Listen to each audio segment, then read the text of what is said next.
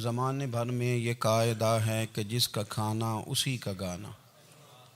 حضرت حکیم الامت فرماتے ہیں کہ زمانے بھر میں یہ قاعدہ ہے کہ جس کا کھانا اسی کا گانا، تو جن کا ہم کھا رہے ہیں انہی کے پھر گیت ہم گا رہے ہیں۔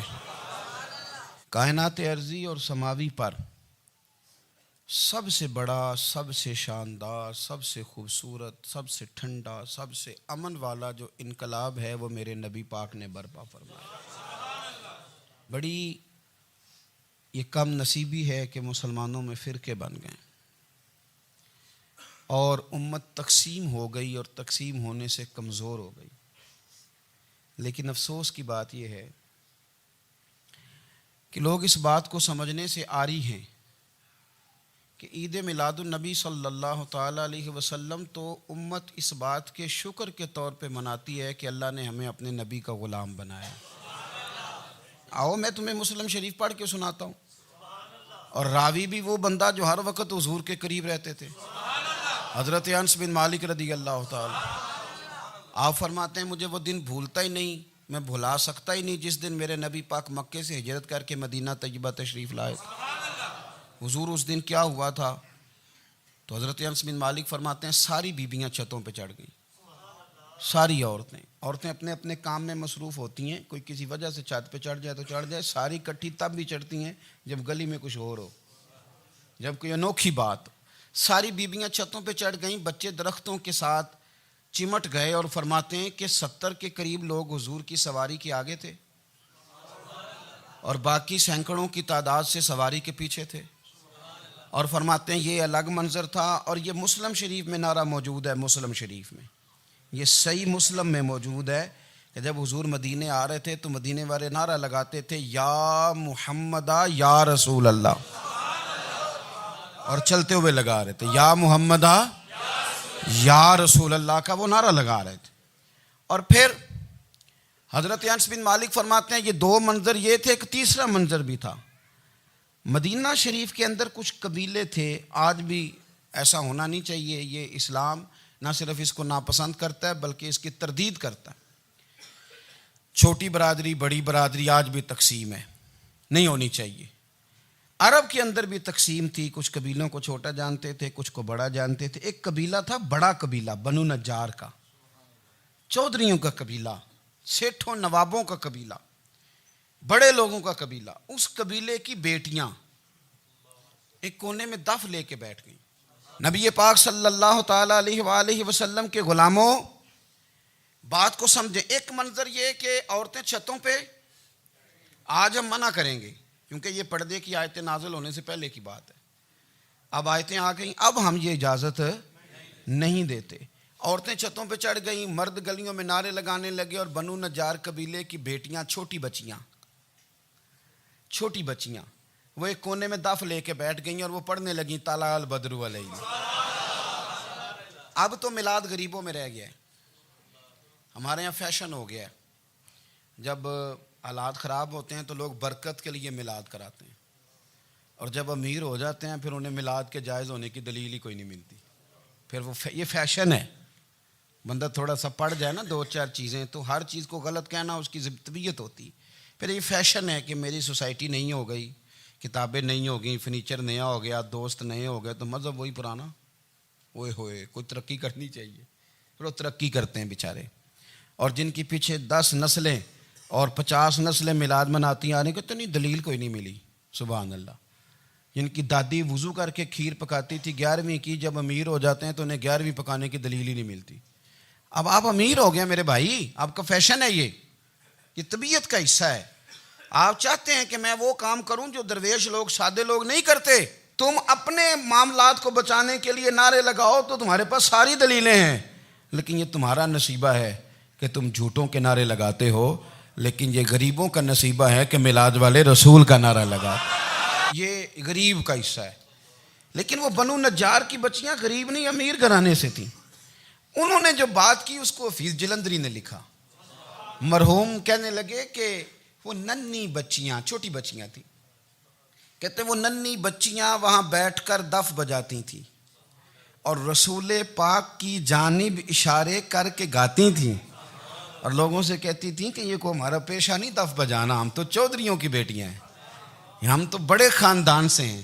وہ ننھی بچیاں جو بیٹھ کر وہاں دف بجاتی تھیں، رسول پاک کی جانب اشارے کر کے گاتی تھیں اور کہتی تھی ہم ہیں بچیاں نجار کے عالی گھرانے کی، خوشی ہے آمنہ کے لال کے تشریف لانے، ہمیں بڑی خوشی ہے آمنہ کے لال کے، خوشی ہے آمنہ کے لال کے، خوشی ہے آمنہ کے لال کے، ہمیں خوشی ہے آمنہ کے لال کے تشریف، خوشی ہے بس آمنہ کے لال کے تشریف۔ نبی پاک صلی اللہ تعالیٰ علیہ وآلہ وسلم سے امت کا جذباتی رشتہ ہے۔ یہ پہلے دن سے ہی ابو جہل کب منع کرتا تھا کسی مسلمان کو کہ خانہ کعبہ میں نماز نہ پڑھو، کہتا پڑھو۔ حضرت صہیب ابن سنان رومی سے اس نے کہا کہ آپ اپنے طریقے کے مطابق، مسلمانوں کے طریقے کے مطابق کعبے کے اندر نماز پڑھیں، جو مرضی کریں۔ روکتے تو وہ نبی پاک کے قریب جانے سے تھے، وہ منڈیوں میں بیٹھ جاتے تھے، حضور کے قریب نہ جانا، حضور کے قریب نہ جانا، حضور کے قریب نہ جانا۔ میری بات کو آپ سمجھے اور ہمیشہ یاد رکھیں، امت کا نبی پاک سے جذباتی رشتہ، جذباتی۔ یہ جو رسول اللہ کی امت ہے یہ گناہ گار ہو سکتی ہے پر اپنے نبی کی غدار نہیں ہوتی۔ میں آپ کو صحیح کہہ رہا ہوں۔ میرے کلین شیو نوجوان کے کان میں آپ جا کے کہیں نبی پاک، چاہے اس نے نماز نہ پڑھی ہو، چاہے اس نے داڑھی نہ رکھی ہو، آپ حضور کا نام لیں اس کے رونگٹے کھڑے ہو جاتے ہیں، اس کی طبیعت، اس کا دل دھک دھک کرتا ہے، اس کی ایک ایک روح سے محمد محمد کی آوازیں نکلتی۔ یہ فیض ہے رسول پاک کا اور یہ کرم ہے اللہ کا اس امت کے ساتھ۔ امیر ملت پیر جماعت علی شاہ صاحب محدث علی پوری فرماتے ہیں ایک جگہ ہندوؤں کا جلسہ تھا، ہندو پنڈت تقریر کر رہا تھا، اس نے نبی پاک صلی اللہ علیہ وسلم کی شان میں معاذ اللہ کو بے ادبی کر دی۔ مسلمان تھے ہی نہیں، ایک مسلمان تھا، وہ ملنگ نہیں ہوتے دوری ڈنڈے والے، اس کے پر رنگین ڈنڈا تھا، وہ کہیں دور بیٹھا تھا، تو اس نے سن لی اسپیکر چل رہا تھا، تو وہ ڈنڈا لے کے تو سٹیج پہ چڑھ آیا۔ وہ کہتا ہے میں نے پنڈت کے سر میں مارا ایک ہی ہے پر مارا ذرا صحیح کر کے، وہ ڈھیر ہو گیا، لوگوں نے گرفتار کر لیا، جیل میں چلا گیا۔ پیر صاحب کہتے ہیں میں ملنے گیا، بندے کو بسم اللہ بھی سیدھی نہیں پڑھنی آتی، سورۃ اخلاص بھی ٹھیک نہیں آتی، اسے ربنا آتینا دعا نہیں کر سکتا، ملنگ ہے۔ میں ملنے گیا اور میں نے کہا یار نہ تو نماز پڑھے، نہ داڑھی رکھے، نہ تو مسجد جائے، پر تو نے کمال کر دی۔ تو کہتے ہیں پیر صاحب چھم چھم رویا اور پنجابی میں کہنے لگا پیر صاحب میں گناہ گار ہاں پر اپنے نبی دا غدار تے نہیں نا۔ یہ گناہ گار اور غدار میں فرق ہوتا ہے، میں گناہ گار ہوں پر یہ تو نہیں نا کسی کی ضرورت کہ میرے سامنے میرے نبی کے بارے میں بات کر جائے اور ساڈی اچھی تے سچی سرکار نو گل کر جائے۔ یہ بات آپ سمجھیں، دشمن احمد پہ شدت کیجئے، ملحدوں سے کیا مروت کیجئے، شرک ٹھہرے جس میں تعظیم رسول، اس برے مذہب پہ لعنت کیجئے، اور مثل فارض زلزلے ہوں نجد میں ذکر آیات ولادت کیجئے اور یا رسول اللہ کی کثرت کیجئے۔ نبی پاک کا پیار امت کے لیے سرمایہ حیات ہے۔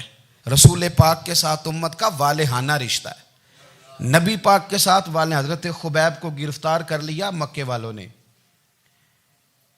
اس وقت غربت تھی اسلام پر، مکے میں سارے لوگ کٹھے ہو گئے اور چوک میں پھانسی دینے لگے حضرت خبیب کو۔ کہنا آسان ہے، کرنا بڑا مشکل ہے، بندہ جیل میں الجھ جائے تو میں نے بڑے بڑے سیانے لوگ معافیاں مانگتے دیکھے، بڑے بڑے لوگ کہتے دیکھے ہیں کہ یہ کام بڑا، قید تنہائی بذات خود ایک مصیبت ہے۔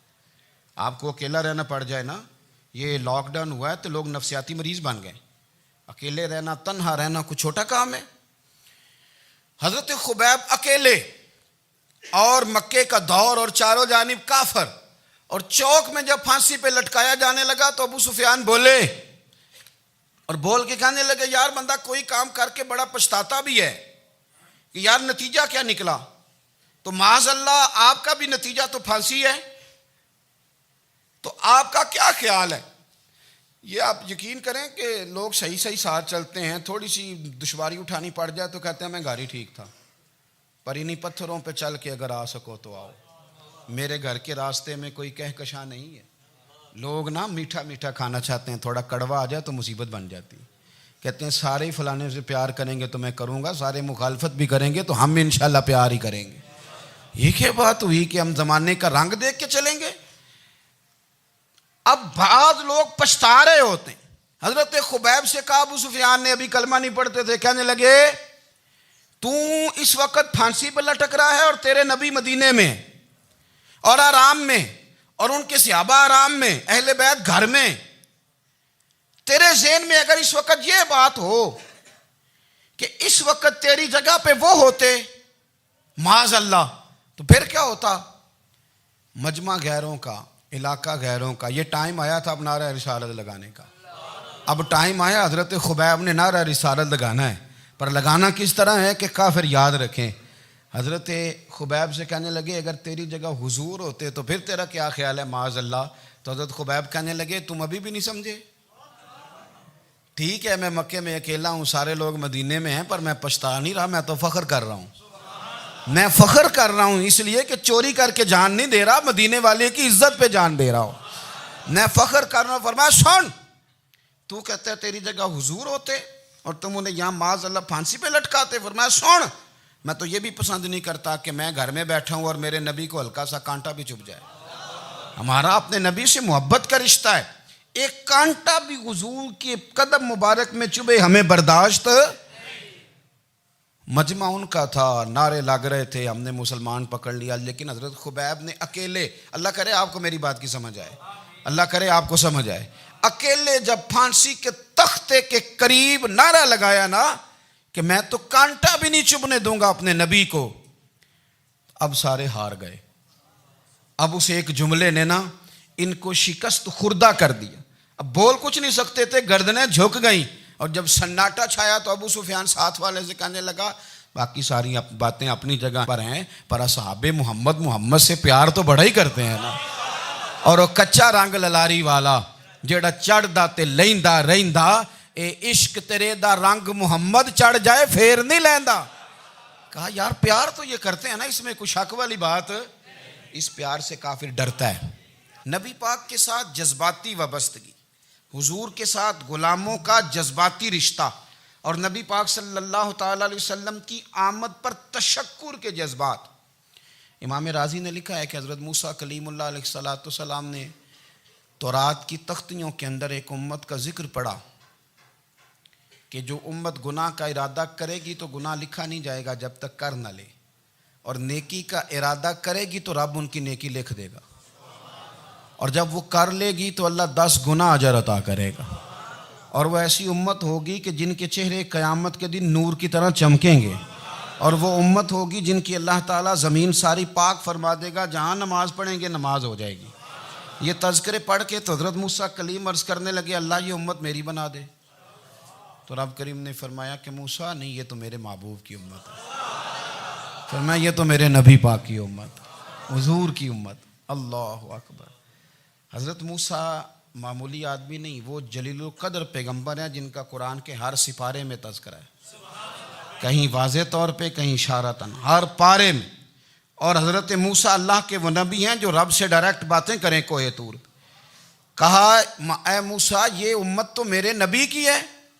تو حضرت موسیٰ علیہ السلام عرض کرتے ہیں, امام رازی نے لکھا ہے, کہتے ہیں اے اللہ پھر مجھے اپنی نبی کی امت میں شامل کر. او یار ہمیں لوگ کہتے ہیں میلاد نہ مناؤ, جس امت میں آنے کے لیے حضرت موسیٰ نے دعا مانگی, جس محبوب کی غلامی کے لیے, ہمیں تو دعا بھی کوئی نہیں مانگنی پڑی, اللہ نے فضل سے ہی مدینے والے کا غلام بنا دیا. تو ہم حضور کے تذکرے نہ کریں, ہم تشکر نہ کریں, ہم نبی پاک صلی اللہ تعالی وسلم کی نعت نہ پڑھیں, ہم حضور کے آنے پر جشن کا اظہار نہ کریں. ہر وہ جائز طریقہ جس سے اظہار خوشی ہو سکے وہ میلاد پہ کرنا چاہیے, اور اس کے لیے اسباب بنانے چاہیے. امت کا ایک جذباتی انداز ہونا چاہیے نبی پاک کے ساتھ, ایک وارفتگی, ایک ذوق, ایک طبیعت کے اندر وجدان. نعرہ مطلب اس طرح نہ ہو کہ بس چل رہا ہے کام. میں نہیں ہوں قائل, میں کہتا ہوں پہلے تو کوئی لگائے نا, اور پھر نعرہ جب لگتا تھا نا تو مسلمانوں کے یہاں نعرہ لگتا تھا تو بڑے بڑے لوگ کانپ جاتے تھے. صوفیاء نے لکھا ہے کہ حضرت عمر نے جب کلمہ پڑھا نا تو 39 بندے کلمہ پڑھتے تھے. تو نبی پاک نے رات کو دعا مانگی, اے اللہ عمر کو مسلمان کر کے اسلام کو عزت دے. حضرت عمر سویرے آ گئے, میں وہ تفصیل میں نہیں جاتا, بات لمبی. حضرت عمر جب آئے نا اور انہوں نے آتے جب کہا نا کہ میں کلمہ پڑھنے آیا ہوں, تو حضور اتنے راضی ہوئے کہ نبی پاک نے کہا اللہ اکبر. تو صحابہ نے نعرے لگائے اللہ اکبر اللہ اکبر، یعنی 40 لوگ مسلمان ہوئے تو نعرے لگے ہمارے صوفیاء کہتے ہیں حضرت عمر کے آنے پر جب نعرے لگے تو بتاؤ کہ وہ تو نعرہ تکبیر لگا، نعرہ رسالت کیوں نہیں لگا؟ تو کہتے ہیں گویا ہمیں حضور نے یہ سمجھایا ہے، حضور کے اشاروں نے سمجھایا ہے کہ میں اب اپنے نعرے خود تو نہیں نہ لگاؤں گا، میں نے تو اللہ اکبر کہہ دیا، عمر آ گیا ہے میرے نعرے لگاتا رہے گا، اب نعرے لگیں گے۔ حضرت عمر نے پہلے دن ہی کہا کہ حضور آپ سچے رسول ہیں تو چھپ چھپ کے نماز کیوں پڑھیں؟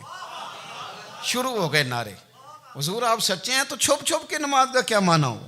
تو حضور نے فرمایا تیرا کیا ارادہ ہے؟ حضور سارے نہیں، ایک میں ایک امیر حمزہ، ایک لائن کے آگے وہ لگ جائے، ایک کے آگے میں لگ جاؤں، اور باقی مسلمان جتنے ہیں کل 40 تھے، پیچھے 18 19 بچیں گے، تو ایک لائن میں وہ ہو جائیں، ایک میں آگے ایک میں امیر حمزہ ہو، ایک میں ہوں، تو دیکھ لیتے ہیں یہ ہمیں نماز کیسے نہیں پڑھنے دیتے۔ ہاں دیکھ لیتے ہیں، آئے نا میدان میں، ادھر آ ستمگر ہنر آزمائیں تو تیر آزما ہم جگر آزمائیں، اور غلامان محمد جان دینے سے نہیں ڈرتے، یہ سر کٹ جائے یہاں رہ جائے کچھ پرواہ نہیں کرتے۔ فرمایا بھی پتہ چل جاتا ہے نا، ایک لائن میں حضرت امیر حمزہ ہو گئے، ایک میں حضرت عمر ہو گئے۔ پہلے یہ مارتے تھے جو حرم شریف میں مسلمانوں کے طریقے پہ نماز پڑھتا تھا، یہ جلوسوں کی بڑی برکت ہے، اندر بیٹھے رہے نا چپ کر کے، نکل جائیں تو پتہ کچھ بھی نہیں چلتا۔ جب نکلتے ہیں لوگ کہتے ہیں جلوس کیا معنی ہے، تو میں بتاتا ہوں نا جلوس کا معنی کیا ہے۔ حضرت عمر نے باہر نکلے 2 لائنوں کا جلوس، لمبا بھی کوئی نہیں، بندے بھی 40، اور جناب فاروق اعظم باہر نکلے تو عمر کا نعرہ، عمر کا، حضرت عمر نے یوں کر کے آستینیں بازو کی چڑھا لیں، اور اپنے گلے میں جو ان کے رومال تھا نا اس کو یوں سینے پہ باندھا، اور اس ہاتھ میں تلوار تھی تو یوں کر کے باہر لہرائی، کہنے لگے او مکے کے کافرو ادھر آؤ میرے سامنے، جس نے اپنی بیوی بیوہ کرانی ہو، جس نے بچے یتیم کرانے ہوں، وہ آئے میدان میں، مصطفیٰ کے غلام آج سڑکوں پہ نکل آئے میدان میں ہمارے سامنے ہمارا مقابلہ کرے، آئے نا میدان میں، ہم نکلے ہیں، اب ہم یہاں کعبے میں اعلانیہ نماز پڑھیں گے، ہم پڑھیں گے، طاقت ہے تو آؤ نا ہمارا مقابلہ کرو، آؤ۔ کفر بذات خود بہت بڑا جھوٹ ہے، اور جھوٹ کے پیر، بس 2 بندے نکلے تلواریں لے کے آگے، تو پھر حضرت عمر نے اعلانیہ نماز پڑھوائی خانہ کعبہ۔ تو میرے بھائی رسول اللہ صلی اللہ علیہ وسلم کے غلام تو جب نعرہ لگاتے تھے تو ہو ہی کمال جاتا تھا۔ پھر بریلی کے امام بولے، کہنے لگے پیش حق مجدہ شفاعت کا سناتے جائیں، حضور قیامت کے دن آگے نا ہمارے آگے خوشخبری دیں گے، کہیں گے تم فکر نہ کرو، آ جاؤ میں تمہیں بخشواتا ہوں، میں تمہاری سفارش، آ جاؤ پیچھے۔ حضور نہ پیش حق مجدہ شفاعت کا سناتے جائیں گے۔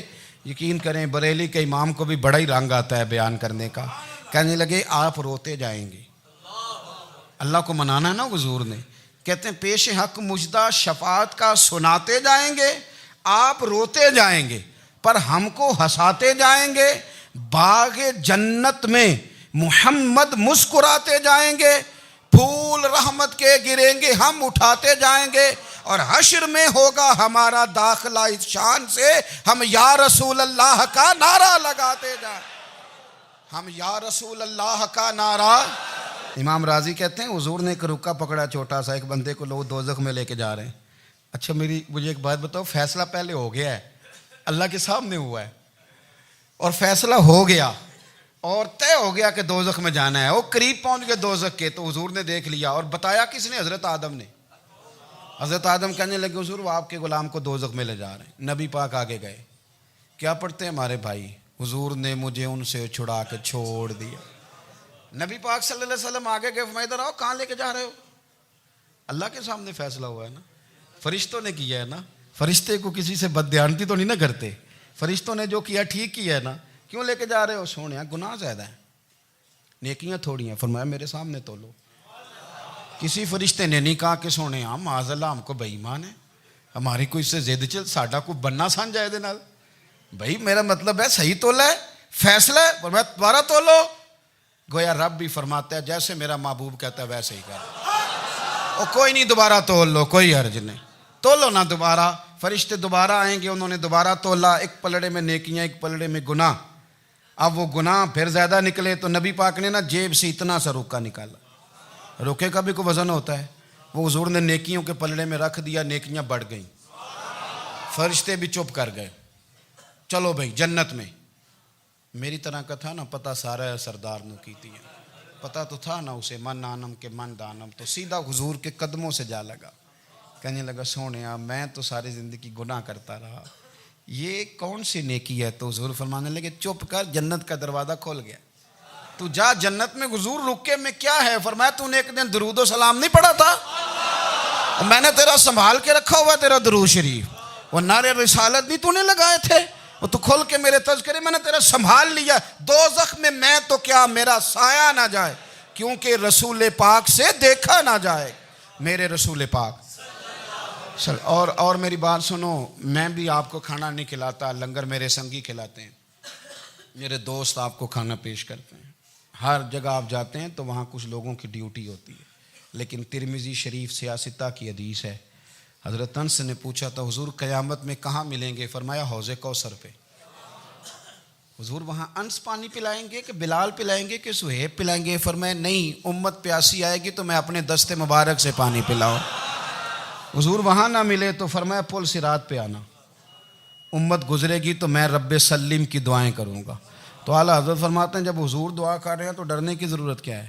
خدا کی رضا چاہتے ہیں دو عالم, خدا چاہتا ہے رضائے محمد, رضا اب پل سے وجد کرتے گزری کہ ہے رب سلم دعائے محمد صلی اللہ ہو. تو حضور وہاں ملاقات نہ ہوئی تو پھر اس حدیث کو بھی یہ حدیث مضبوط کر دے گی. حضور فرمانے لگے پھر میزان عمل پہ آ جانا, امت کے عمل تول رہے ہوں گے اور میں کامیابی کی دعائیں مانگ رہا ہوں گا. تو جس کے لیے حضور دعا مانگیں گے ناکام ہوگا, ناکام ہوگا. اپنے بچوں کو حضور کی محبت سکھائیں, نبی پاک صلی اللہ علیہ وسلم کی غلامی کریں. آپ کا رشتہ نبی پاک کے ساتھ مضبوط ہونا چاہیے, آپ کے تعلقات حضور کے ساتھ مضبوط ہونے چاہیے. اور آپ نے دائیں بائیں نہیں دیکھنا کہ پراپوگنڈا کیا ہے, لوگ کیا کہہ رہے ہیں. لوگوں کو دیکھ کے جو لوگ رستہ بناتے ہیں وہ پیچھے رہ جاتے ہیں. آپ نے یہ دیکھنا ہے کہ میرا حضور سے نسبت کا تعلق مضبوط ہے, کوئی کدھر جا رہا ہے اس سے ہمیں کوئی تعلق. اس وقت عالمی حالات کیا ہیں, قومی حالات کیا ہیں, معاشی حالات کیا ہیں, جرنلسٹ کیا کہہ رہے ہیں فلانے کے, ہمیں اس سے غرض نہیں ہے. ہمیں تو اتنا پتہ ہے کہ ہم نے اپنے نبی کو راضی کرنا ہے. تو اس لیے خوبصورت محافل کا ذکر کریں, خوبصورت درود شریف پڑھیں.